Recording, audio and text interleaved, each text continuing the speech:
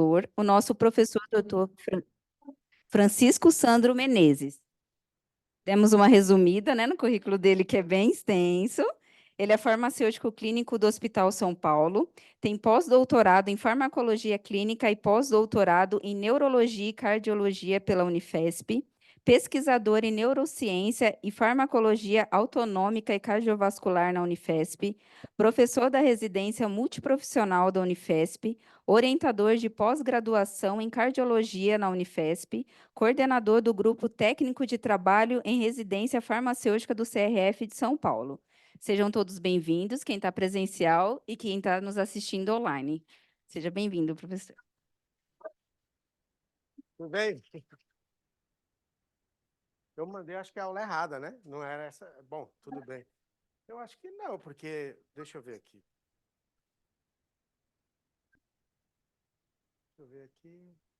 Ah, eu tinha colocado ali o símbolo DASA ali, ó. Não é esse aqui? DASA, não é?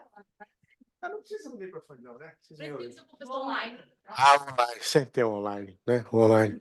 Bom, então, primeiramente, eu gostaria de agradecer a Laura e a Rose por terem me feito esse honroso convite. Geralmente eu não falo mais para farmacêuticos, então sempre que eu posso eu venho. Eu sei que tem nutricionistas aqui, não tem? Então, eu até, geralmente, até falo na residência em cardiologia da Unifesp. Lá eu sou professor de todas as profissões. E da farmácia, que são aulas até à parte. Mas eu parei de dar aula na graduação em farmácia, de nutrição também, já ministrei disciplinas como fisiologia, farmacologia. Então, quando eu posso, geralmente eu venho, né? Hoje eu acabo me envolvendo mais com eventos relacionados a médicos, justamente pelos meus colaboradores, que hoje são mais da área da oftalmo, cirurgia cardíaca, neurocirurgia, né? E um pouco também ali de técnica operatória, mas um prazer estar aqui, tá bom? Vamos começar, a gente pode ir num bate-papo, se você tiver alguma dúvida, você pode perguntar. Eu não sei quantos de vocês já ouviu falar de síndrome vasoplégica. Acho que o que mais sabe não está aqui, que é o Maico. É o Maico. Muito bem, então vamos lá, a gente vai devagar. Quando eu falo de... Era para excluir isso aqui, né? Mas não... Bom, então vamos lá. Primeiramente, né? Quando a gente fala de síndrome vasoplégica, ou vasoplegia, ou vasoplegic shock, né? Que é o seguinte, basicamente você tem uma vasodilatação excessiva vascular, e essa vasodilatação faz com que a pressão arterial, mais cedo ou mais tarde, ela caia. E isso a gente chama de um choque vasoplégico, ou de vasoplegia, que acontece em vários tipos de choque. A gente tem o choque hipovolêmico, a gente tem o choque cardiogênico, a gente tem o choque distributivo, a gente tem o choque anafilático, a gente tem uma série de choques. O choque séptico, do paciente com sepse. E não importa, sempre a gente vai ter uma vasodilatação excessiva. E isso é extremamente ruim, porque mesmo que não haja uma queda abrupta e importante da pressão, vai haver uma queda da perfusão tecidual. E isso é extremamente danoso, porque com a hipoperfusão, a gente acaba tendo o quê? O comprometimento do aporte de nutrientes e de gás oxigênio para diversos tecidos, inclusive o sistema nervoso central, os rins, o fígado, e aí a gente começa a ter um problema muito sério, porque é o seguinte, se a gente começa a levar uma pequena quantidade de nutrientes e gás oxigênio que se tornam insuficientes, isso vai comprometer toda a parte metabólica do sistema nervoso, do coração, porque a gente não pode lembrar que o coração manda sangue para ele mesmo, que são através das coronárias, e isso vai começar a gerar uma série de problemas que vai mexer com o pH sanguíneo, porque você vai ter uma fermentação láctica, você começa a ter uma mudança da produção de gás carbônico, e isso vai mudar a pH, porque aí você interfere com o sistema tampão sanguíneo, etc. Então aqui, ó, a gente tem, na cirurgia cardíaca, então toda vez que eu falar a gente faz, eu sou farmacêutico e químico, então eu não faço. Mas eu estou falando a gente porque eu sou colaborador e pesquisador da disciplina de cirurgia cardíaca. Então os nossos alunos da residência, né, da cirurgia cardíaca e os demais colaboradores, então a gente, quando está lá, a gente está discutindo o caso. Então, se eu falar a gente, já fique claro que não sou eu não sou médico, então... Mas aqui, ó, geralmente, o que que acontece? A gente Tá tem... sim. Nós estamos ajustando a reserva e vou te copiar e te incluir. Vai ficar das 7 às 14, Ah, tá? não, não, fica tranquilo aqui. Eu Um estou tentando beijo. apontar aqui, ó. Tchau. Sei lá. É aqui em cima, né? Eu prefiro... Bom, é o de cima. Não está indo, mas pode ser alguma coisa... Deixa eu ver se vai. Eu não passei. Vamos ver se vai.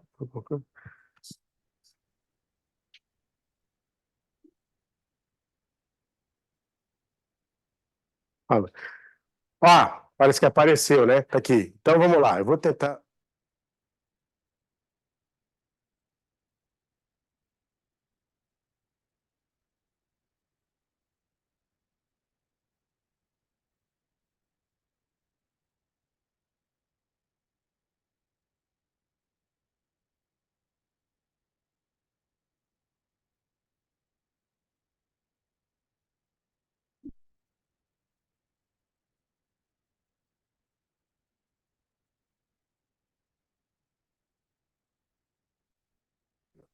Por exemplo, cateterismo. Aí é outra coisa, é percutânea, né? Mas quando não dá, a gente precisa abrir. Muito bem. Eu tenho aqui o átrio direito e a gente coloca uma cânula aqui. Para quê? Ué, para o sangue sair e passar pela máquina. SEC, circulação extracorpórea, né? Em inglês é cardiopulmonary bypass, tá? Ela tá aqui. Ela recebe, processa esse sangue e aí ela vai mandar o sangue. Para onde ela manda? A gente coloca lá no arco ascendente aórtico, a cânula arterial. Legal, a gente colocou aqui, só que tem uma coisa, quando o sangue é ejetado, ele também pode retornar. Se ele pode retornar, a gente não pode deixar ele retornar. Então, o que que a gente vai fazer aqui? A gente vai clampear. Então, tem um clamp. Legal. Só que tem uma coisa, se eu clampear, você concorda que agora o miocárdio não está recebendo sangue porque as coronárias saem da aorta e elas levam o sangue no momento da diástole? Então, a gente tem que fazer o coração parar. E aí a gente aplica aqui, ó, um líquido cardioplégico, geralmente rico em potássio. E aí o coração para. Aí a gente vai começar a cirurgia. Ok? Então aplicamos, ele parou, aí a gente vai fazer o que precisa fazer, troca de válvula O, né? Átrio ventricular esquerdo, etc. Muito bem. É, você pode passar para mim, amigão? Agora eu não sei. É isso. Então vamos. Pronto. Objetivos da utilização de uma circulação extracorpórea. Primeiro, a gente quer oxigenar o sangue, quer remover o gás carbônico. Segundo, a gente quer um sítio cirúrgico limpo, sem sangue. Tá? Depois, a gente consegue resfriar o corpo do paciente. Quando a gente vai fazer uma cirurgia cardíaca, a gente deixa o sangue do paciente em torno de... A temperatura do paciente é rebaixada para entre 28 a 32 graus, porque isso diminui a demanda metabólica do corpo, né? Toda aquela parte de usar glicose, via glicolítica, etc., quebrar glicogênio muscular. E aí, você diminuindo isso, você produz menos gás carbônico, você produz menos metabólicos como ácido úrico, etc. Tá? E aí, é claro que isso vai fornecer um sítio adequado para a cirurgia, só que tem umas questões. Quando o sangue está passando aqui, ele tem contato com várias superfícies externas e estranhas. E isso começa a gerar lesões celulares. E, portanto, começa a gerar processos inflamatórios intensos. E aí a gente tem um aumento de substâncias pró-inflamatórias. Interleucina 1, principalmente beta, a gente tem interleucina 6, fator de necrose tumoral. A gente diminui a produção de interleucina 10, que é anti-inflamatória. E aí a gente tem alguns problemas aqui, tá? Que vai levar o quê? A uma vasodilatação excessiva. E isso é extremamente prejudicial sob o ponto de vista de distribuição e perfusão tecidual. Tá? Então, quando a gente pensa no choque vasoplégico, a gente tem, primeiro, uma pressão arterial média abaixo de 65 milímetros de mercúrio. Como é que a gente calcula a pressão arterial média? É a pressão arterial sistólica mais 2 vezes a pressão arterial diastólica dividido por 3. Se essa pressão está muito baixa, isso é ruim. A gente começa a ter também uma redução da resistência vascular sistêmica ou periférica. Você lembra que a pressão arterial é calculada através do produto do débito cardíaco e da resistência vascular sistêmica, sendo que o débito cardíaco é calculado pelo produto do volume sistólico e da frequência cardíaca. Se isso cai, a perfusão cai. E aí eu tenho uma quantidade de sangue insuficiente chegando a órgãos que são o quê? Vitais. Qual é o problema disso? Se a gente não reverter esse quadro, o paciente começa a apresentar mortes de vários órgãos de forma sucessiva e irremediável. E isso geralmente vai acontecer, e é preocupante, dentro das primeiras 24 horas no pós-cirúrgico. Por isso que ele vai para a UTI e a gente fica monitorando. Porque se tiver esse quadro, a gente vai ter que reverter. E é claro, uma das formas da gente reverter é administrando drogas. Eu não gosto de usar esse termo para esse, eu gosto mais de fármacos, mas tudo bem. No geral, no hospital, a gente fala drogas vasoativas. Noradrenalina é a suprassumo. Se não der conta, a gente associa com a vasopressina ou ADH, chame como você quiser. Se não der jeito, a gente associa com azul de metileno, de 1 a 2 miligramas por quilograma. Se não der, a gente vai para os adjuvantes. Hidroxicobalamina, vitamina C com tiamina, e aí a gente vê o que faz. Aqui, ó, é importante salientar que o índice cardíaco desse paciente está baixo. O que é índice cardíaco? É o débito cardíaco dividido pela massa corpórea. A gente precisa aumentar esse débito cardíaco. Lembra que débito cardíaco é a quantidade de sangue ejetada por minuto, através dos ventrículos. Muito bem. Esse aqui, ó, é o seguinte, vários fatores acabam aumentando o risco do paciente apresentar a síndrome vasoplégica. E a gente se atenta a eles. Por exemplo, se ele tem anemia, isso é ruim. Ele ter anemia já significa que a distribuição de oxigênio já está comprometida, né? Isso não é legal. Se ele tem algum dispositivo ventricular para auxiliá-lo, isso é ruim. Se ele tem falência renal, ou antes, ou durante, ou após.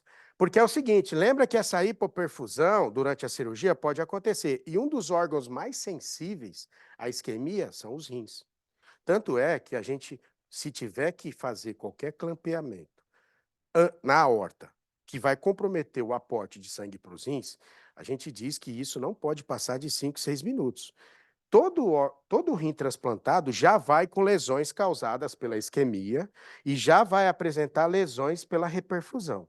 A isquemia é a redução ou a não chegada de sangue a um órgão, e a reperfusão é o retorno do sangue ao órgão. Ambos os processos são lesivos e danosos. Todo órgão transplantado já está no receptor lesionado 2 vezes. Ok? Se a gente tiver que fazer uma outra cirurgia nesse paciente, isso aumenta o risco ainda mais, porque ele vai sofrer isquemia de novo e ele vai sofrer reperfusão de novo. E a cada processo você aumenta o grau de injúria e de danos. Outra coisa, se esse paciente faz uso de inibidores da ECA, captopril, lisinopril, ramipril, tandalapril, por quê? Porque os inibidores da ECA, eles inibem a ECA, que é a enzima conversora de angiotensina 1 e angiotensina 2. Você lembra lá do sistema renina-angiotensina? O fígado produz angiotensinogênio. Esse angiotensinogênio é transformado em angiotensina 1 pela renina. Aí a angiotensina 1 é transformada em 2 pela ECA, que é a enzima conversora que está principalmente nos pulmões.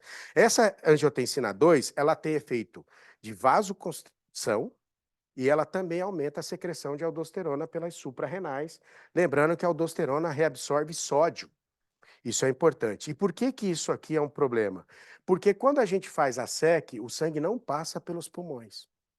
Como ele não passa pelos pulmões, a gente vai ter uma redução ainda maior da quantidade de angiotensina 2. Por isso que nos Estados Unidos, a angiotensina 2 está disponível para ser administrada no paciente com síndrome vasoplégica. Por quê? Hoje, a gente tem uma incidência de 9 a 44% de síndrome vasoplégica no paciente pós-cirurgia cardíaca. E isso é muito sério, porque isso custa. Esse paciente ele vai ficar muitos dias internados. O custo é alto numa UTI. Ele pode ter sequelas por causa disso, problemas renais, problemas neurológicos, problemas hepáticos, problemas cardíacos. Então, hoje, o mundo inteiro tenta buscar formas de evitar ou de diminuir a intensidade dos sinais e sintomas causados pela síndrome vasoplégica. Além disso, né, claro, o tempo de SEC. Quanto maior for o tempo de SEC, maior é o risco de síndrome vasoplégica. Só que às vezes não tem o que fazer. Você não vai fazer uma cirurgia para trocar a válvula do paciente e depois fazer outra cirurgia para fazer a revascularização. Você faz uma mesma vez. Só que isso aumenta o risco. Mas aí não tem jeito. É melhor do que fazer uma segunda cirurgia. Tá bom? Outra coisa, transplante cardíaco. Se ele receber um transplante, lembra que o coração já sofreu isquemia, já sofreu reperfusão. Se a gente for fazer outra cirurgia, ele vai sofrer de novo. Isquemia e reperfusão. E tudo isso pode piorar o quadro. Aqui, ó, é um slide para a gente discutir rapidamente a fisiopatologia. Então, a primeira coisa, se está em SEC, o coração está sendo processado por uma máquina, transportado, e ele tem contato com superfícies estranhas, membranas. E essas membranas vão causar o quê? Lesões em células que vão retornar e vão ativar e intensificar um processo inflamatório. Tem o trauma cirúrgico, tá? Tem o processo de isquemia e reperfusão, e ambos os processos geram injúrias, lesões. A gente tem o estresse oxidativo, principalmente quando o sangue retorna, porque ele vem com oxigênio. Aí a gente tem a produção de espécies reativas do oxigênio, por exemplo, tá? E isso é ruim. A gente tem liberação de endotoxinas, principalmente a partir do intestino, que é um outro problema. Lá na Unifesp, eu tenho alguns modelos animais, além de a gente fazer alguns estudos em humanos. Um deles é a isquemia e reperfusão cardíaca, o outro é a isquemia e reperfusão intestinal. E o que a gente estuda em ambos os casos? O quanto esses processos geram lesões cardíacas. Tá? Eu também estudo epilepsia e Parkinson, mas aí eu estou falando mais de processos isquêmicos. Lembra que a SEC vai gerar hemólise, ruptura de células vermelhas, e isso vai gerar processo inflamatório.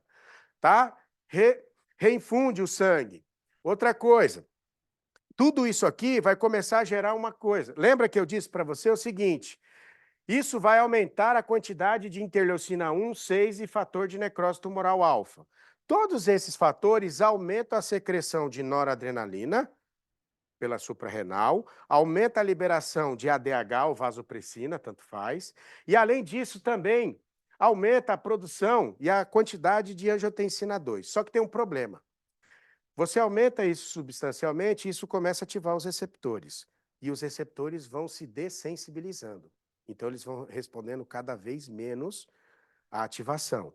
E é claro que se os receptores responsáveis pela vasoconstrição respondem cada vez menos, eu vou tendo uma resposta vasoconstritora menor. Só que tem um outro problema. Devido ao estímulo de liberação de grandes quantidades dessas substâncias, essas substâncias começam a sofrer uma diminuição da quantidade. E isso vai levar a uma diminuição de noradrenalina, de vasopressina e de angiotensina 2. Então, agora eu tenho dois problemas. A quantidade das substâncias estão menores e a resposta dos receptores está menor. Logo, a vasoconstrição vai praticamente deixando de ocorrer. E se eu não tenho vasoconstrição, eu tenho extensa e intensa vasodilatação, e isso vai comprometendo. Além disso, há um outro problema. Interleucina 1, 6 e TNF-alfa começa a estimular a expressão e a síntese de uma enzima chamada óxido nítrico sintetase induzível, que ela é aumentada no momento de lesão, inflamação. E qual é o problema disso? A óxido nítrico sintetase sintetiza óxido nítrico a partir de arginina. E isso começa a fazer o quê? O óxido nítrico começa a agir. O óxido nítrico ele tem duas ações importantes. Primeiro, ele ativa canais de potássio, então o potássio sai. Se o potássio sai, hiperpolariza a membrana. Se hiperpolariza, ela fica com maior dificuldade de responder. Portanto, a contração fica mais difícil, mas ainda piora. Porque a óxido nítrico ativa a guanilato ciclase. A guanilato ciclase pega GTP e transforma em GMP cíclico. GMP cíclico ativa PKG. PKG vai fazer com que não ocorra contração, relaxamento de musculatura lisa. Você já conhece isso porque, por exemplo, o Viagra, sildenafila ou tadalafila causam vasodilatação justamente evitando a degradação do GMP cíclico. Então, veja, Quando aumenta a GMP5, aumenta a vasodilatação. Então, se você está percebendo, eu não estou tendo mais mecanismo para vasoconstrição e eu estou tendo vários estímulos para vasodilatação. E aí há o problema. Quanto mais a vasodilatação aumenta, menor é a pressão. Quanto menor é a pressão, menor é a distribuição. Por isso que a síndrome vasoplégica é um choque distributivo. O que é um choque? Choque é uma condição na qual eu tenho um comprometimento do sistema cardiovascular e, por isso, eu não tenho uma perfusão e distribuição sanguínea adequada. Ponto. Isso é choque. Claro, eu não estou falando do choque elétrico, estou falando do choque. Qualquer choque que você pegar, essa condição é inerente a isso. Aí, o que acontece? Está tudo aqui já escrito. Ó. Aumenta o óxido nítrico, diminui vasopressina, ou ADH, se você quiser. Eu tenho ativação de canais de potássio, e o potássio sai, isso hiperpolariza. Eu tenho uma disfunção do sistema renina-angiotensina, porque o sangue não passa pelos pulmões, aí não tem a produção de angiotensina 2. Eu começo a ter a produção do H2S, sulfeto de hidrogênio, que também vai ter efeitos danosos. E aí eu tenho problemas endoteliais. E lembra que o endotélio é aquela camada íntima formada por células epiteliais justapostas, né? E aí que é responsável pela produção, por exemplo, do óxido nítrico, ok? Aí a gente dá uma olhada aqui, isso aqui é só para lembrar você. Quando a gente pensa em vasoconstrição, alguns receptores são importantes. Alfa-1. Noradrenalina atua principalmente sobre alfa-1.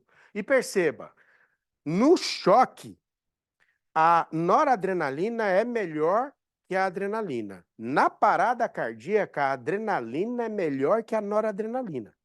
Isso se deve às diferentes afinidades que essas substâncias têm em relação aos receptores. Então, quando eu penso em alfa, noradrenalina tem muito mais afinidade por alfa que beta. Adrenalina não, tem afinidade de forma semelhante aos dois tipos de receptores. E aí, quando eu ativo o alfa, o que eu causo? Eu causo contração da musculatura lisa. Por isso que a noradrenalina é padrão ouro, para se usar, e a bomba de NOR está lá o tempo inteiro. E não tira a NOR. O que você pode fazer é ir adicionando, mas você não vai tirar a noradrenalina, tá? A gente tem também um influxo de cálcio ali, por isso que nesses pacientes a gente não vai nem cogitar usar bloqueadores de canais de cálcio, porque senão a gente vai relaxar ainda mais o músculo. Nem pensar em alodipino aqui, nifedipina, verapamil, tá? Diltiazem, jamais, tá bom? Aqui é só para mostrar o seguinte, né? Lembra aquela história? Eu tenho bradicinina, eu tenho acetilcolina. Por que o inibidor da ECA também é muito ruim, não pode ser usado e aumenta o risco? Porque além de diminuir a produção de angiotensina 2, aumenta a bradicinina. Os inibidores da ECA, eles têm um duplo efeito vasodilatador. Ele não só inibe a quantidade de angiotensina 2 e ativação de AT1, mas ele também aumenta a bradicinina, que tem efeito vasodilatador e que em alguns pacientes causa tosse improdutiva, justamente porque estimula a musculatura lisa brônquica. E aí você troca o captopril por um enalapril, que é profármaco, um lisinopril, etc. Então, aqui é para mostrar o seguinte, outra coisa, lembra da NOx? Essa NOx ela é aumentada e, por estar aumentada, ela produz mais óxido nítrico. Quanto maior o óxido nítrico, maior a vasodilatação. Vocês estão percebendo que a coisa não é difícil. Quais são os resultados disso? Bom, a gente tem aí um sangramento no pós-operatório. A gente tem um aumento da incidência de falência de órgãos importantes. Renais, né, a parte renal, hepática, do sistema nervoso, que é extremamente sensível. A gente precisa usar uma ventilação mecânica por mais tempo, e todo mundo aqui sabe, o ideal é você estubar o paciente dentro de 6 horas.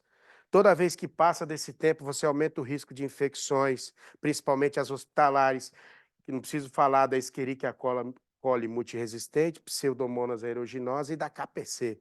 3 desgraças que quando se juntam, né?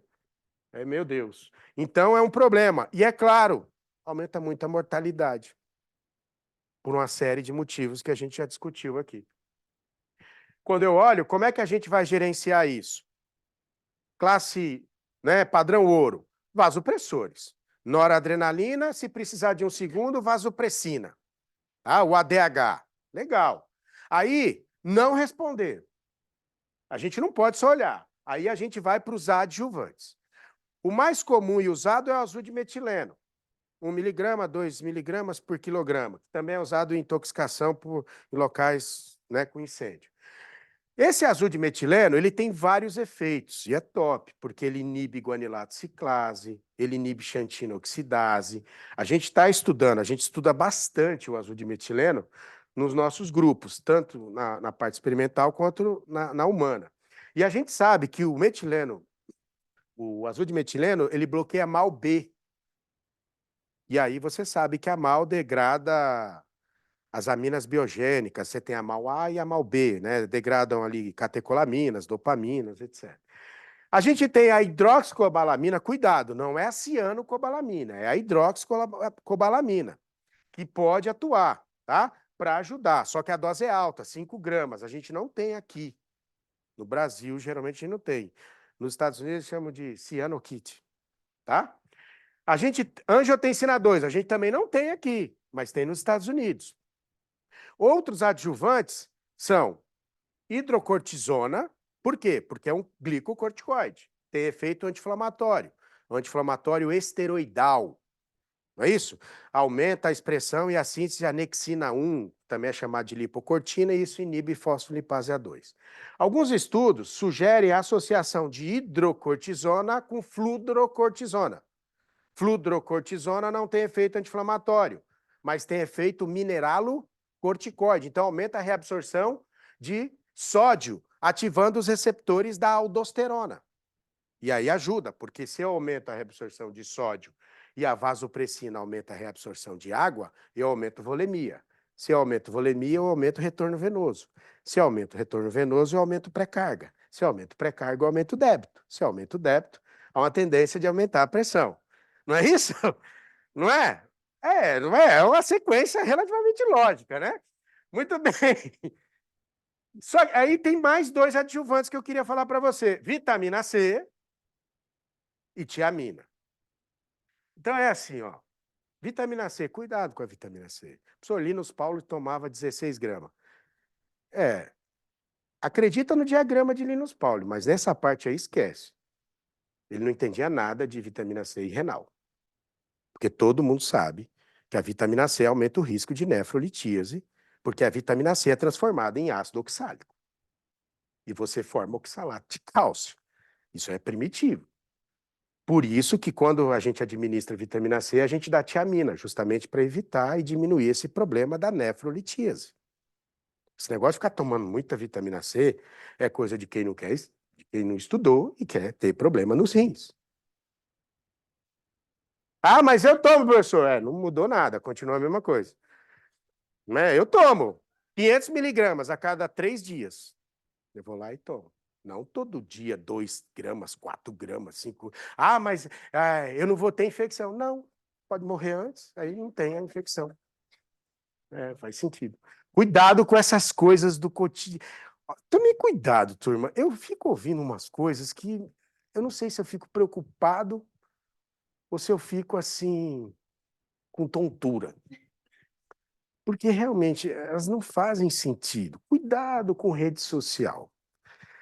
Eu nunca vi nenhum dos meus amigos, assim, que são top, postando nenhum vídeo, assim. Eu não vejo muito, não. Até porque eles estão fazendo pesquisa, trials, eles estão dando aula em Harvard, em Cambridge. Aí eles não têm tempo para ficar o celular na frente deles, assim. Cuidado com isso. Pessoal, mas eu gosto. Não comenta, não fala para ninguém. Fica melhor. Assim. Porque não, né? Muito bem, está aqui o tratamento da síndrome vasoplégica. Lembra? Primeira coisa, diminui a AVP, que é a arginina, vasopressina, ADH. Então, a gente vai administrar. Administrando, a gente tende a promover vaso. Lembra que um dos efeitos importantes da vasopressina é pressionar os vasos. Ela aumenta a reabsorção de água? Sim, ela é como é antidiurético, é verdade, diminui a produção de urina, tá? Mas o que a gente quer é uma vasoconstrição, tá bom?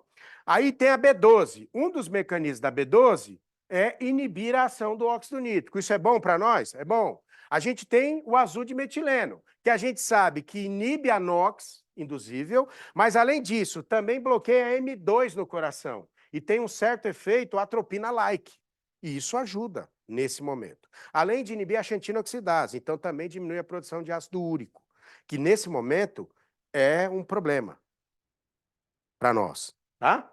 Outra coisa, angiotensina 2, a gente não tem no Brasil, mas tem nos Estados Unidos. É caro. Aliás, vocês não fazem ideia, uma ampola de azul de metileno nos Estados Unidos custa quase $400. É a mesma coisa de você dizer que custa 2.000 e pouco. Aqui a gente manda fazer aí do lado, sei lá quanto paga, mas é uma merreca. Só que lá não é não. Lá é caro, tá? E claro, a noradrenalina, que é extremamente importante. Claro, a gente também fornece o quê para esse paciente? Volume. A gente dá soro, a gente dá plasma light para ele, né? A gente tem que dar uma série. Aí, é claro, obviamente, aí vem a nutrição parenteral, que o pessoal da nutrição fica de olho, porque você tem que ver a osmolaridade da nutrição para não exceder, isso pode dar problemas graves, tal. Muito bem. Aqui, ó, vasopressina, importante, tá? Aumenta a reabsorção de água, aumenta a vasoconstrição. Se aumenta a vasoconstrição, aumenta a resistência vascular sistêmica ou periférica. Aqui, ó, o azul de metileno. Lembra que eu disse? O azul de metileno inibe a enzima guanilato ciclase, então diminui a ação do óxido nítrico. Bloqueia M2. Isso que eu estou falando para você de M2, você não vai achar nos livros. Geralmente eles não abordam isso, tá? Mas depois, se você quiser, você pode ter alguns artigos que a gente já publicou, você pode dar uma olhada. Por isso que aqui se associa noradrenalina, vasopressina e o azul de metileno. Aqui, ó, como ele é disponibilizado lá nos Estados Unidos, ele também é usado para methemoglobina, tá? Por isso que tem que ser a hidroxicobalamina, porque ela capta o cianeto produzido lá e aí se transforma em cianocobalamina. Aliás, também pode usar hidroxicobalamina numa intoxicação por nitropruseto de sódio, porque nitropruseto libera cianeto. E aí você tem que dar... Professor, e a cianocobalamina? Não adianta, porque você tem que dar hidróxido para ela pegar o cianeto e virar cianocobalamina. Se você já está dando a cianocobalamina, ela não vai captar o cianeto. Aí não adianta, tá? Aí, né, sua sogra estiver intoxicada, você fala, dá cianocobalamina para ela. Eu tentei, eu fiz o máximo que eu podia, né? Muito bem, então lembra, também no choque distributivo, que é a síndrome vasoplégica. Aqui está dizendo, turma, que é porque inibe essa via. É importante, é verdade, mas tem outros alvos. Lembra, mal não está presente só no sistema nervoso, está presente no intestino, no fígado. Tanto é que quem toma inibidores da mal não pode comer queijo, não pode tomar vinho por causa da tiramina, que aumenta a atividade simpática. Tá bom? Aqui tem as doses, mas eu não estou me apegando nas doses, turma, porque dose eu falo para todo mundo. Veja e reveja 3, 4 vezes que você vai começar a lembrar. Isso é o menos importante, a dose. Até porque tem os guidelines que mudam o tempo inteiro, tá? A hidroxicobalamina, ó, isso aqui a gente pode usar. No Brasil está tendo problema para achar hidroxicobalamina. Vocês estão achando? Não tem assim fácil para se achar, né? Então fica difícil. Mas geralmente a gente usa 5 gramas, tá? Em 15 minutos, para evitar uma série de reações. Tomar muito cuidado com pacientes dialíticos, né? Ou que têm injúria renal aguda. Corticosteroides, hidrocortisona a gente usa e usa com fludrocortisona. Lembrando que a fludrocortisona a gente não usa para obter efeito anti-inflamatório, a gente usa para obter o efeito mineralocorticoide, tá? Aqui tem alguns estudos mostrando que realmente ajudou um pouco. Aqui, ó, é o seguinte. Você sabe que quem faz pesquisa é desocupado. Não tem o que fazer. Então, por isso que vocês não, vocês ralam, estudam, se dedicam, e a gente? Não faz nada. Por isso que todo mundo pergunta se o professor trabalha ou só dá aula. Não é? Todo mundo, né? Aí, beleza, a gente lê o seguinte, esse artigo aqui, 2022, na revista Choque, ele diz o seguinte, o omeprazol aumenta a sobrevivência em modelo de sepse em ratos, através da inibição de mediadores inflamatórios. Então, já estou dizendo o seguinte, IBPs têm efeito anti-inflamatório. Não é anti-inflamatório só porque ele diminui a lesão gástrica ou esofágica, porque ele diminui doenças do refluxo gastroesofágico. Ele diminui porque ele também tem outros efeitos. E eu já vou te contar um segredo que nós publicamos em fevereiro. A gente está mostrando que quando a gente diminui lesão esofágica, a gente diminui valores pressóricos. Depois você pode dar uma olhada aí, você vai procurar, você vai achar. Mediante essa informação que o omeprazol diminui mediadores inflamatórios no modelo de sepsis, que tem vasoplegia, a gente começou a ler um pouco mais. Aí a gente leu isso aqui, ó, um efeito inesperado dos inibidores da bomba de prótons, que é o quê? A elevação do risco cardiovascular. Aí você vai dizer, professor, está meio paradoxal. Eu vou dizer, não, está tudo certo. Um é modelo de choque, o outro não é modelo de choque. No modelo de choque, eu tenho vasodilatação excessiva. No modelo normal, o vaso está normal. São condições completamente diferentes. Só que quando não tem choque, está dizendo que aumenta o risco cardiovascular. E está dizendo lá por quê? Porque aumenta o ADMA. O que é ADMA? Dimetilarginina assimétrica. Por que aumenta o risco? Porque o ADMA, ele acaba inibindo o NOx. Ao inibir NOx, diminui o óxido nítrico. E isso, numa condição normal, é ruim, porque aí eu não tenho uma substância vasodilatadora para diminuir a pressão caso ela aumente. Então, perceba, tem efeito anti-inflamatório, consegue diminuir a síntese de óxido nítrico. O que eu e outros pensamos? A gente podia usar o omeprazol e verificar, já que o azul de metileno inibe a via do óxido nítrico e o omeprazol também, a gente podia pegar o nosso modelo de isquemia e reperfusão cardíaca em animal e podia estudar as duas substâncias, tanto o azul de metileno quanto o omeprazol. Se os efeitos forem semelhantes, isso quer dizer que possivelmente os inibidores da bomba de prótons possam ser utilizados para prevenir e diminuir a intensidade da síndrome vasoplégica. Vamos fazer isso? Vamos. Aí o Erisvaldo, meu aluno de mestrado, defende mês que vem. O professor Fernando Sabiatalo, a gente acabou de escrever agora o Tratado de Medicina Geral, ele é diretor da Associação Médica Brasileira, né? O Alex, que é meu aluno de mestrado, o Gustavo, o Rafael, que foram meus alunos da medicina, já se formaram, o Rafael, o Bruno e a Bianca, que são da medicina Santa Amaro, a Fernanda, que é da medicina da Uninove, o professor Lucas e Jande, da Federal do Delta do Parnaíba, o professor Cacheta, que é o chefe da hemodinâmica lá da Unifesp, vocês já devem ter ouvido falar, professor Murched Almatar, responsável da técnica operatória, professor Walter José Gomes, professor titular da cirurgia cardíaca, professor Afonso, professor associado 4 da disciplina de farmacologia, e eu, o menos importante de tudo aí. Mas que pelo menos coordenou a história para a gente publicar. E aí nós publicamos na Biomeds, que é uma revista do PubMed, etc. E aí, para a gente fazer esse estudo, o que a gente fez? A gente tem um modelo de isquemia e reperfusão cardíaca, lembra que eu disse? Aqui, ó, a gente tem que pegar o animal, coloca eletrodos no animal para monitorar o ECG, e depois a gente vai realizar uma cirurgia nesse animal. Claro, primeiramente ele precisa estar anestesiado, depois ele precisa ser entubado. Quando o médico falar que é difícil entubar o ser humano, manda ele entubar um rato. Ele vai ver que é bom. Vai parar de falar logo, logo. A gente improvisa, mas tem que entubar. Ele precisa ficar sob ventilação mecânica. Depois disso, a gente faz tricotomia, anestesia, tá? Etc. E aí a gente tem que fazer aqui, ó, tá vendo que parece uma UTI aqui? Tudo bem. Depois disso, a gente faz a isquemia, a gente causa a isquemia. Como é que a gente causa? A gente faz um garroteamento na artéria coronária descendente esquerda anterior.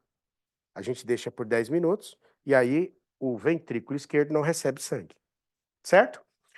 A gente vai lá e deixa isso garroteado por 10 minutos. Depois de 10 minutos, a gente remove. E aí o sangue retorna. Então, agora eu tive isquemia, eu tive reperfusão. Muito bem. Claro, tudo isso para a gente estudar. Depois disso, é claro, a gente vai avaliar o ECG. Somos todos mamíferos, o ECG é muito semelhante, tá? Claro, a ausência de ECG, morte. As arritmias, a gente avalia aqui. Aí aqui, ó, o animal já foi submetido a tudo isso, a gente precisa tirar o sangue. Por que a gente tira o sangue? para avaliar marcadores inflamatórios, marcadores de estresse oxidativo e marcadores de lesão cardíaca. Marcador de lesão cardíaca, creatina quinase total, CKMB, troponina I. Quando a gente pensa em inflamatórios, mediadores interleucina 1, 6, fator de necrose tumoral, interleucina 10. Quando a gente pensa em estresse oxidativo, malondialdeído, catalase, superóxido dismutase e glutationa peroxidase. São os principais. Aí a gente vai para a análise. Processamos isso, guardamos o soro ou plasma, depende do que a gente vai fazer, aí a gente faz a análise. Aqui é o seguinte, a gente deu azul de metileno, 2 miligramas por quilograma, e a gente deu omeprazol, 10 miligramas por quilograma, antes da isquemia, imediatamente antes. A gente usou o acesso como acesso à veia femoral do animal. Administramos. Então, você observa. Lá, o gráfico A é de arritmia ventricular. A arritmia ventricular a gente chama, a gente inclui torsades de pontes, fibrilação ventricular e taquicardia ventricular. Você vai observar que não teve diferença, então as substâncias não aumentaram. Mas quando a gente vem para o BAV, bloqueio atrioventricular, que é quando o nódo sinoatrial gera o estímulo, mas o estímulo não chega até as fibras de Purkinje, aí a gente percebeu que essas substâncias aumentou o bloqueio. Mas lembra, esses animais não estão em choque. Tudo bem? Eles estão normal. A gente vai fazer o modelo de choque, mas ainda não fizemos. Aí a gente foi ver a letalidade. Claro, todos morreram. Por que todos morreram?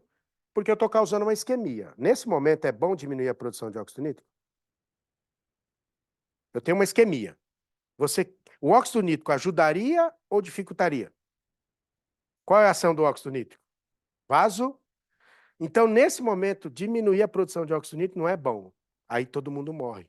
Os efeitos foram idênticos. Aí a gente falou, vamos dosar os marcadores de lesão cardíaca. Aí a gente dosou CKMB e dosou... Quando eu falo a gente, entendo os alunos, mas eu estou me colocando no meio para parecer que eu fiz alguma coisa. Então, o que acontece? CKMB, dosamos, as duas substâncias aumentaram o CKMB, não aumentaram o troponina I, até pelo método. Ou seja, efeitos semelhantes. O que a gente pode concluir disso aqui?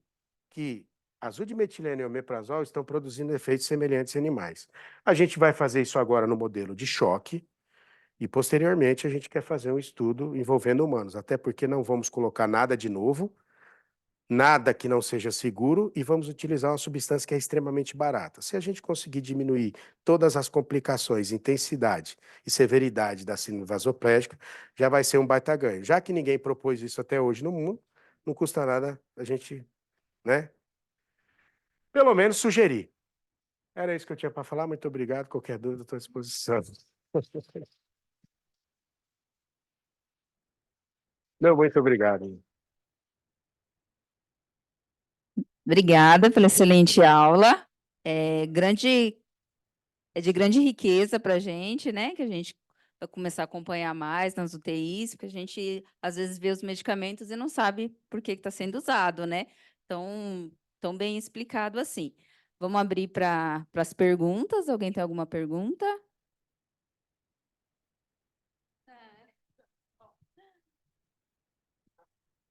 Eu sempre tenho uma pergunta, ou pelo menos um comentário. Na verdade, eu não consigo nem fazer uma pergunta, porque não sei vocês, mas eu exercito a humildade. Quando eu vejo alguém como você, professor, falando assim, eu fico encantada. De Obrigado. verdade, assim. Eu penso em trilha de carreira, em um dia ser professora, mas assim, te vendo, acho que não dá. Não, assim, para mim foi um presente, acho que um exercício de humildade mesmo, de falar assim, nossa, a gente tem tanta coisa para aprender, né? E falar com essa fluidez, como quem está contando um caso. Então, eu só queria te parabenizar, assim, pela Obrigado. história, pela trajetória, e parar o seu tempo, né, na assistência, na educação, para vir aqui compartilhar com a gente. Então, muito obrigada. Obrigado, imagina que é isso. Não, como eu disse, eu gosto de participar de eventos assim. Eu confesso que, às vezes, os compromissos acabam realmente dificultando mesmo. Então, muitas vezes eu não aceito, 99% das vezes, mas não é por uma questão de começar a se achar ou de mudar. Até porque as pessoas não mudam, né? Elas só deixam de ser falsas, então é diferente. As pessoas que eu conheço, elas são como são e todas são extremamente importantes sob o ponto de vista acadêmicos, alguns são bastante abastados, mas assim, eu sempre que eu posso, eu gosto, né, de participar de eventos dessa forma, ainda mais quando a gente é lembrado.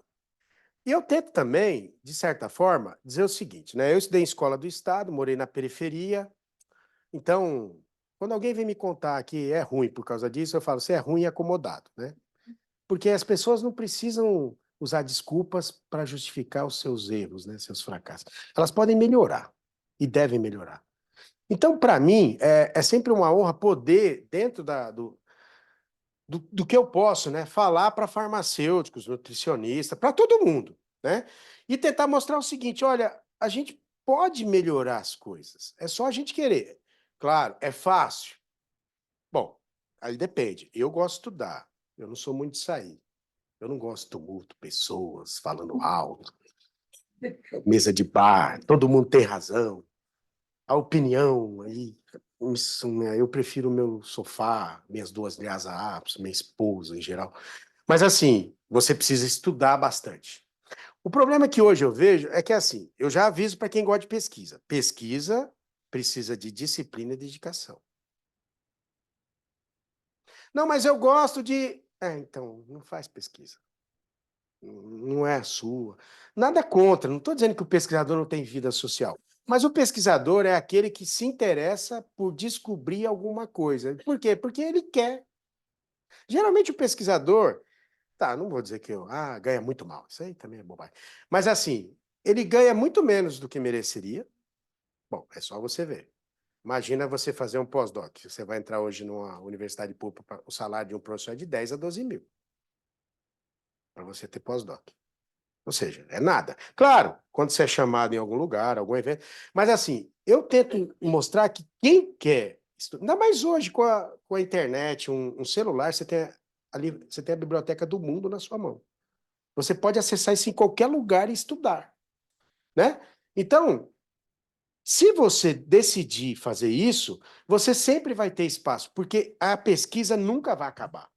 Porque a pesquisa ou é incompleta, ou é equivocada, ou precisa ser amplificada. Então, eu convido a todos, né? Inclusive quem quiser ir lá no laboratório, ver algum aluno fazendo algum experimento, quem quiser assistir com a gente uma cirurgia cardíaca também, está convidado. A gente costuma receber e acolher, até porque a gente entende que divulgar o conhecimento é um papel de um pesquisador quando ele decide ser professor, né? Quando ele vai para um laboratório e decide ser pesquisador, muitas vezes ele não quer ser professor, então ele não precisa ensinar ninguém.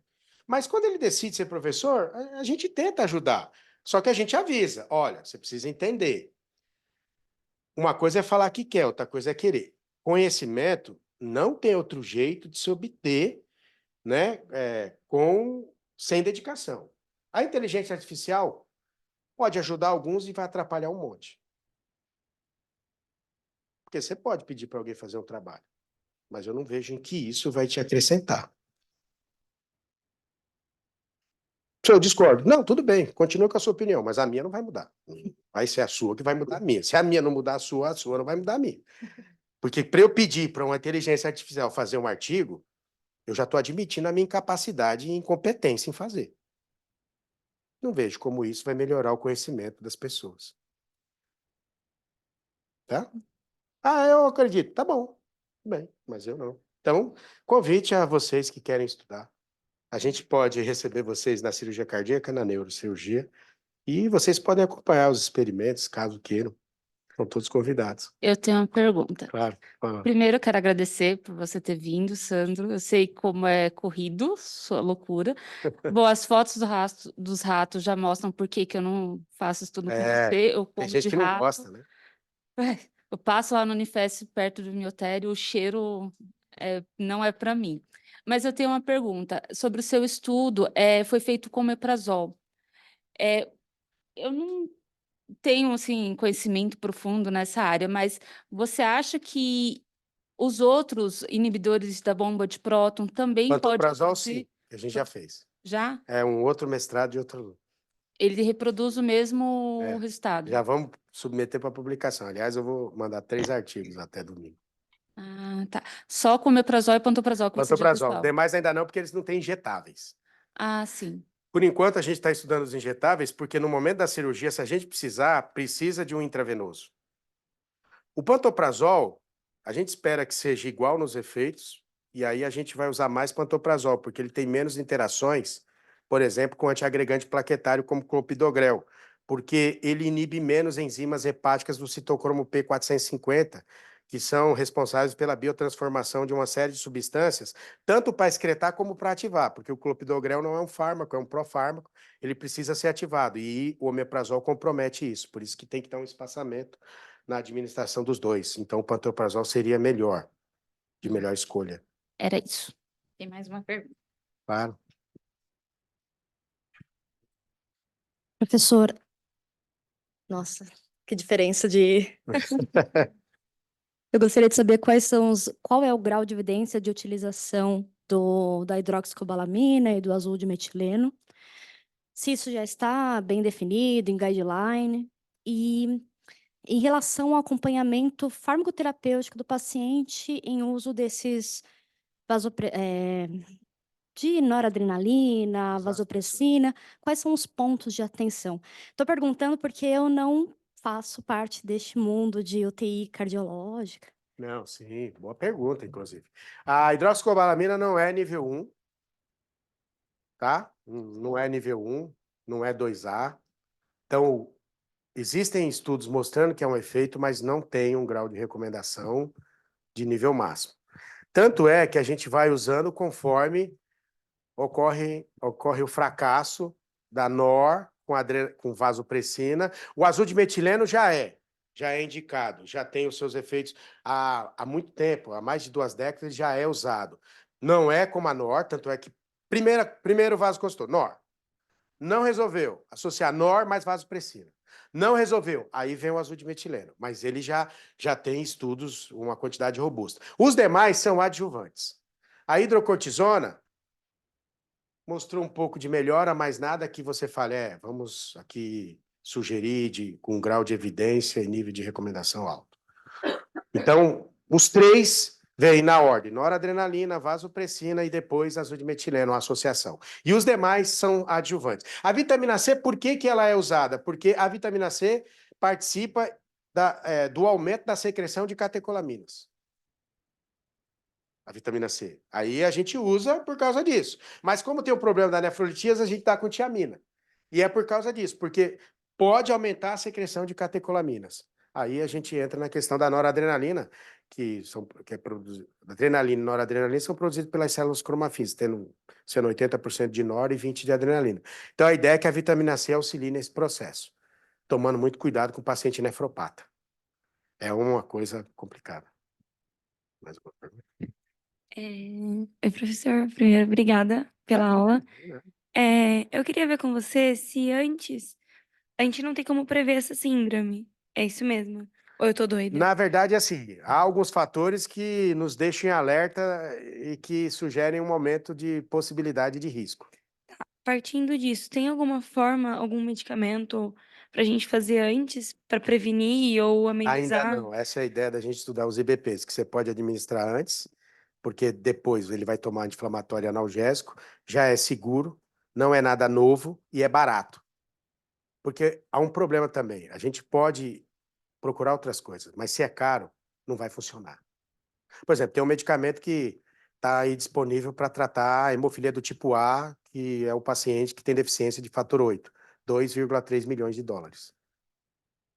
E tem um segundo, que é mais caro ainda. Isso quebra o sistema de saúde. Tem que ser realista. Então, você pode curar aí 100 pessoas e quebrar. Então, tudo que pode ser efetivo, mas se for muito caro, é inviável. É inviável no Brasil e fora, porque fora eles não dão nada. Quem reclama aqui do SUS? O SUS, em geral, é ruim. Não é à toa que o ministro da Saúde tem o convênio. Se o, se o SUS fosse bom, ninguém do Ministério da Saúde. Aliás, o presidente iria lá. mas eles nunca vão.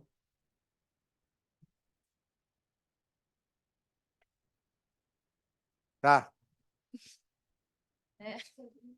Um gancho, assim. claro, não, vamos lá. É porque é meio que padronizado, né? É uma indicação da utilização de inibidor de bombas intubação. Então, aqui é prática clínica fazer o inibidor de bombas na intubação. Então, para evitar problemas gástricos, Sim. Aham. se você pensar nisso, além de tudo, é barato. E é de fácil acesso. Você tem vários fatores. Porque pode ser barato e não ter acesso. Aí você tem acesso. É barato, é seguro, é antigo. Então, aí se torna algo viável, né? Porque você junta uma série de fatores que facilitam o estudo. E aí a ideia é que funcione. Se funcionar, se não funcionar, nós tentamos, né? Mas vai que funciona, né? Olá, Sandra, boa tarde. Boa tarde. Eu sou um dos farmacêuticos de uma das UTIs gerais e uma vez eu tive um paciente, ele foi um pós-operatório de aneurisma de aorta em roto, se eu não me engano. Sim. Foi uma cirurgia dessa, Nossa, roto. muito grave, e ele voltou utilizando o azul de metileno. Eu achei pouquíssima literatura a respeito, eu tive que fazer uma busca ativa por muito tempo e consegui no up-to-date uma pouca informação sobre isso, né? Uhum. Durante as visitas multi que a gente tem diariamente, a gente sempre comentava sobre o paciente, ele sempre estava grave e a saturação estava sempre baixa, Tá, titulando o ácido de metileno de uma maneira bem devagar. tá. Minha dúvida é, por quanto tempo se mantém esse azul de metileno ou depende muito da resposta clínica do paciente? Sempre vai depender do quadro, da evolução do paciente. Não há ainda um padrão pré-determinado para você. Se você observar que há uma melhora, ou pelo menos não há uma piora, quanto tempo esse paciente usou? Você lembra? Uns 3 dias mais ou menos. Só que a saturação não subia, falava, o paciente está azul, mas não é Ah, devido só ao azul de metilena, porque forma substâncias que, sim. né? Você Então, tem. aí eu não conseguia intervir, tipo, não, será que a gente consegue fazer um desmame ou não? Então eu simplesmente Nesses aceitava. casos, não, porque aí você pode tirar e o quadro do paciente pode ter uma evolução muito, muito grave, uma piora acentuada e abrupta. Então, o paciente estar recebendo isso já é um quadro que merece uma atenção da equipe da cirurgia cardíaca. E aí, porque ele também está com altas doses de outras coisas, né? Sim, A NOR está lá em cima, a vasopressina está lá em cima. Não sei como é que estava em relação, se ele estava recebendo heparina, alguma coisa assim. tava, endovenosa. A heparina, a gente publicou 2 estudos mostrando que a heparina tem um efeito antiarrítmico direto no coração, tá? Inclusive, eu publiquei em boas revistas também. Então, a heparina, além da questão anticoagulante, ela também tem um efeito antiarrítmico. Então, isso ajuda também. Porque há um aumento do risco de formação de trombo. Por quê? Porque há uma certa estase, né? Como há uma vasodilatação excessiva, o fluxo laminar fica muito mais lentificado. E por ficar lentificado, isso aumenta o risco da formação de um trombo. E se tiver um trombo aí, ele pode ter infarto, acidente vascular isquêmico e TEP. Aí complica mais ainda. Então, é um paciente grave. E ele sobreviveu? Sobreviveu. Olha aí. Por Show. pouco, mas sobreviveu. Não, esse daí foi um escolhido. Mas quem sabe uma dose maior de omeprazol, pantoprazol teria ajudado. Ué, é Ele tinha verdade, ué. pantoprazol, eu conferi. Hã? Ele tinha pantoprazol. Vai que. Não, ó, eu falo para todo mundo, ó. Eu sou contra, sabe, esses discursos que estudar não vale a pena. As pessoas que pensam isso nem falam comigo. Porque eu não falo com elas, geralmente. Porque essa pessoa, ela não vai ajudar, mas vai atrapalhar. Não a mim, mas vai atrapalhar os outros. Porque às vezes é um fracassado que quer que os outros fracassem. Porque os fracassados, eles são assim, teimosos. Então, eu sempre digo o seguinte: estudar é te libertar de uma prisão severa e muitas vezes perpétua, que é a ignorância. Estudar não te torna um farmacêutico só melhor. Te torna uma pessoa melhor. Porque você pode lidar com situações distintas de uma maneira distinta. Porque no Brasil, cuidado, o argumento dos ruins, dos idiotas, Mas todo mundo concorda comigo. Só você discorda e está certo. Sim, só eu estou certo, porque eu estudei, vocês não. Eu estou certo e vocês tudo estão errado. Qual é o problema? Não tem problema nenhum nisso. É simples isso. E aí, se você se deixar levar, você desanima. Porque estudar demanda trabalho, esforço. Ou estudar, nossa, eu me lembro várias vezes que eu pegava um texto, lia, e falei, não entendi nada. Aí eu li a segunda vez. Nada. Lá pela quinta vez, eu falei, mano, eu sou muito ruim, velho. Aí você chega para um amigo e fala assim, ô, cara, eu tava lendo isso aqui, eu não entendi direito. Ele fala, nossa, isso não é tão simples. Eu falo, nossa, eu sou pior do que eu imaginava, mano. Aí, beleza, você vai conversando com as pessoas. Só que depois de um tempo, você vai se dedicando, você tem que saber, primeiro, reconhecer suas falhas e limitações. Se você não é capaz disso, esquece, vai ser ruim. Por quê? Você nunca vai melhorar de uma coisa que você não sabe que é ruim. O problema hoje é que todo mundo acha que sabe tudo. Nossa Senhora. Não, a minha opinião, eu falo, "Shh." Na academia, tem algumas coisas que funcionam. Tipo, há uma certa hierarquia lá. Não é à toa que tem os níveis diferentes, porque os níveis diferentes vão te dando capacidades cognitivas diferentes. Eu não estou dizendo que todo mundo faz mestrado pensa melhor do que quem não fez, mas há uma probabilidade muito grande de pensar. Se eu não concordo, não vai mudar nada, nem a minha, nem a sua opinião. Aliás, por isso que tem coisa que só quem fez doutorado pode fazer. E só quem fez mestrado, por exemplo, IC. Ah, professor, eu dou aula. Se você não tem mestrado, você não pode orientar IC, porque você não sabe o que é ciência. Como é que você vai ensinar alguém a iniciar na ciência se você não sabe o que é ciência? Ah, professor, eu sei. Lembra das falhas. Você tem que... Assim, saber é muito diferente de ter ouvido falar. Não tem nada a ver. Sabe? Você tem uma opinião, você precisa ler demais. Você não é assim. Eu acordo e falo, eu tenho opinião. Sobre o quê? Tudo. O que você não sabe? Nada. Uma vez eu fui dar uma palestra, aí um aluno virou para mim e falou assim, professor, cardiovascular? Eu sei tudo. Eu falei, que bom que eu te conheci hoje. Porque quando, às vezes, eu estou conversando com o titular da cirurgia cardíaca, presidente da SOCES, presidente da Sociedade Brasileira de Hipertensão, e a gente não sabe de alguma coisa, a gente sugere para alguém pegar um aluno e fazer mestrado ou doutorado. Mas agora, eu conhecendo você que sabe tudo, eu vou te ligar. Aí, ao invés de alguém fazer um doutorado, você já me passa a resposta, a gente já publica. É de uma petulância. Aí, depois reclama que as pessoas não dão atenção, não levam a sério. Você tem que saber o que você sabe, o que você não sabe. Quando a gente está numa conversa séria, a gente precisa saber o que eu sei, o que eu não sei. O que eu não sei, eu consigo aprender? Posso aprender? Dá para aprender? Aí você vai trilhando um caminho, mas de forma lenta. A ciência ela é lenta. Você não vai fazer uma coisa hoje para amanhã ser reconhecido. Primeiro, você fez mestrado? Parabéns. Não mudou muita coisa, mas parabéns. Vai lá na USP, na Unifesp, querer falar. Bom, primeiro que para ser professor, você tem que ter no mínimo doutorado. Assim. Ninguém imagina na pública alguém fala, sou professor, o que você fez? Residência. Não, esquece. Professor ele não é, ele pode ser preceptor. Para entrar lá, ele tem que ter no mínimo um pós-doc. Porque geralmente hoje, sem pós-doc, você não entra, porque você tem que ter 50 artigos. Eu tenho 161, mas geralmente com 50, 60. Aí, beleza. Aí você faz o segundo. Ou então você... Aí você vai... Ó, para você ter uma ideia, para ser livre-docente, eu tenho que ter orientado pelo menos um doutor. Então, lá, a gente tem os livros-docentes. E para você ter uma ideia, quando um livre-docente vai falar numa banca, só pode livre-docente na banca. Não pode ninguém que não tenha livre-docência.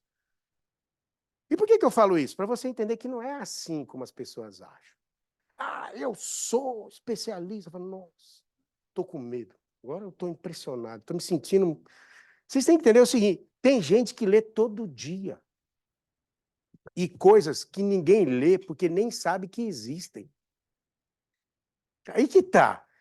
Por exemplo, eu sou revisor de 40 e poucas revistas, eu recebo artigo do mundo inteiro. Aí tem artigo que eu leio e falo, ó, pô, não dá para publicar. Só que eu sei aqueles dados e quase ninguém sabe. Só sabe os autores, eu e mais uns 3 no mundo inteiro. Então, quando você vem discutir comigo, eu sei coisa que você não tem nem como saber. Você percebe o quanto isso é? E aí, você Ah, mas você chega e pergunta. E ninguém sabe tudo, turma, não adianta.